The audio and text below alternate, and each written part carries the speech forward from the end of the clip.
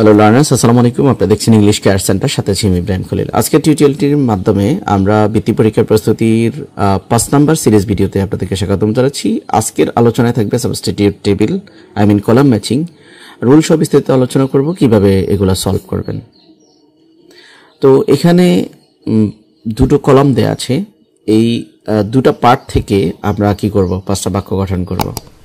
তো ডিকশনারি নিয়ে একটা পরিচিত টপিকস নিয়ে এই কলাম ম্যাচিংটা। এই ডিকশনারি ইজ, তো ডিকশনারি বলতে আমরা কি বুঝি? ডিকশনারি বলতে আমরা বুঝি কালেকশন অফ ওয়ার্ড। ডিকশনারি মানে হচ্ছে কালেকশন অফ ওয়ার্ড। তো কালেকশনের কথা কোথায় বলছে? Collection of word. Dictionary is a collection of word, ওয়ার্ডের কালেকশন। ঠিক আছে, বাকিটা আপনি মিলাতে পারেন আর না পারেন, অন্তত এক দুটো শব্দকে ম্যাচ করেই আপনি এটা করে ফেলবেন। ইট লিস্ট ওয়ার্ডস, এটা ওয়ার্ডকে লিস্ট করে। তো কোন ওয়ার্ডকে লিস্ট করে? এটা ইট list the word.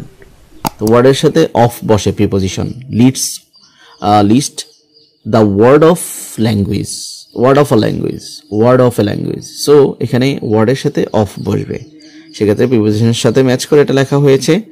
Give necessary information about them, এবং ওই যে ওয়ার্ডগুলোকে লিস্ট করে বাসার, সেগুলো কি করে? ইনফরমেশন দেয়, বিভিন্ন ইনফরমেশন দেয়। এক্সাম্পল সেন্টেন্স আর, এখানে কি করা হয়? এক্সাম্পল সেন্টেন্স দেয়া হয়। ঠিক আছে, তো দেয়া হয় মানে given. So example sentence are given. আমরা জানি অ্যামিজার ওয়াজারের পরে ভার্বের সাথে আইএনজি হয়, কিন্তু এটা যদি প্যাসিভ মোডে হয় সেক্ষেত্রে ভার্বের পার্টিসিপল হয়। সো এখানে পার্টিসিপল হয়েছে। Example sentence are given in italic to make the meaning of the word clearly. Example sentence দেওয়া হয়, সেটা ইটালিক ফর্মে দেওয়া হয়।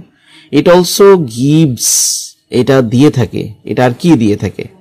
আমরা জানি যে এটা ওয়ার্ড দিয়ে থাকে, তারপরে যে এটা কালেকশন অফ বুকস, এটা সিনোনিম অ্যান্টোনিমস দিয়ে থাকে। হ্যাঁ, এটা আমাদেরকে সমার্থক শব্দ, বিপরীত শব্দ দিয়ে থাকে।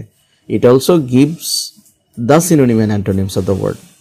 ফাইনালি উই ফাইন্ড ওয়ার্ডস, আমরা উই ফাইন্ড ওয়ার্ডস, আমরা কিছু শব্দ পাই যেগুলো সাফিক্স প্রিফিক্স দিয়ে গঠিত, made by the suffix and prefix to the root word. তাহলে এখানে মূলত হচ্ছে যখন সাবজেক্ট থাকবে, ভার্ব থাকবে, অবজেক্ট থাকবে, তখন আবার নতুন একটা বাক্য শুরু হবে নাউন বা প্রোনাউন দিয়ে। আর যদি সেটা কানেক্ট করতে হয়, মানে বিশেষ করে অ্যাডভার্ব অথবা কানেক্টর লাগবে। যদি তা না থাকে, আমরা জানি যে দ্বিতীয় পার্ট কানেক্ট করে পার্টিসিপল দিয়ে। সো এখানে word made by the adding prefix and suffix to the root word, এখানে পার্টিসিপল দিয়ে কানেক্ট করা হয়েছে। আশা করি বুঝতে পেরেছেন। বৃত্তি পরীক্ষার আরও অন্যান্য ভিডিও আমি শেয়ার করেছি, চেঞ্জিং সেন্টেন্স, তারপরে ফিল ইন দ্য ব্ল্যাঙ্কস, তারপরে আপনাদের সিন কম্প্রিহেনশনস। ভিডিওগুলো মিস করে থাকলে আপনার প্লে লিস্টে গিয়ে চেক করতে পারেন। চ্যানেলটির নতুন দর্শক হয়ে থাকলে অবশ্যই সাবস্ক্রাইব করে দিবেন, আর যদি ইতিমধ্যে সাবস্ক্রাইব করে থাকেন, থ্যাংক ইউ সো মাচ। ভালো থাকবেন সবাই, আসসালামু আলাইকুম।